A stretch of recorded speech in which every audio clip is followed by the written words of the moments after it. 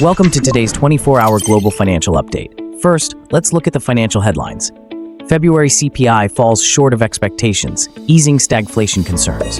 The year-on-year CPI growth rate in the U.S. for February slowed to 2.8% from January's 3%, below the expected 2.9%, with the core CPI year-on-year growth at 3.1%, marking a four-year low and a monthly increase of 0.2%, the lowest since October last year. The data alleviates market concerns about stagflation and raises expectations for a rate cut by the Federal Reserve.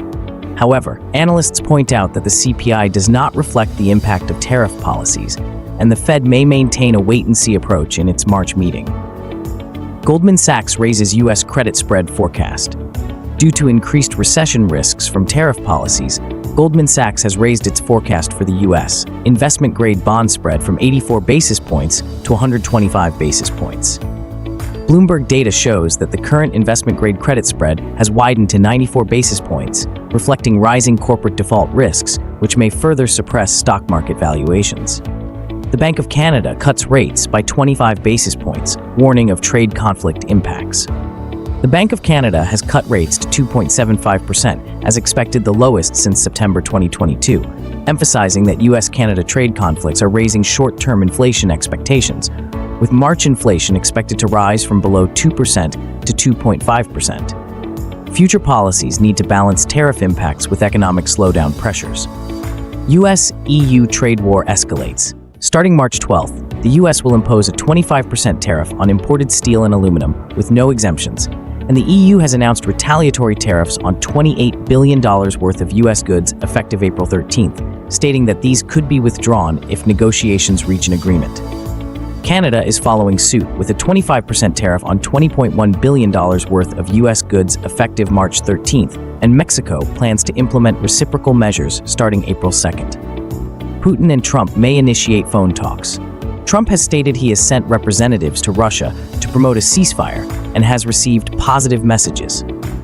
The Russian side claims it is waiting for details on U.S.-Ukraine talks and does not rule out direct communication between the two presidents.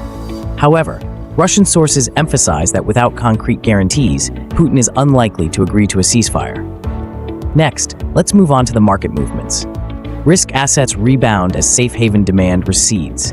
In the U.S. stock market, the S&P 500 rose by 0.49%, and the Nasdaq increased by over 1%, with Nvidia rebounding by 6.4% and Tesla rising by 7.6%. Goldman Sachs has lowered its year-end target for the S&P 500 from 6,500 points to 6,200 points, primarily due to concerns about economic growth and a pullback in tech stocks. In the commodities market, spot gold rose by 0.63% to $2,940. WTI crude oil increased by 1.61% to $67.64, while Brent crude rose by 1.42% to $70.88. In the currency market, the US dollar index rose by 0.5% to 103.57. The euro dollar fell by 0.29%, and the dollar yen increased by 0.33%. The Canadian dollar saw an expanded rise due to retaliatory tariffs. In the cryptocurrency market, Bitcoin stabilized above $80,000, approaching the $84,000 mark.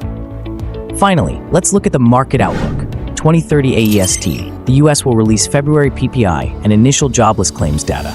The market expects PPI to increase by 3.3% year-on-year, core year-on-year growth of 3.6%. If it falls below expectations, it will strengthen the outlook for cooling inflation, which would be beneficial for U.S. stocks.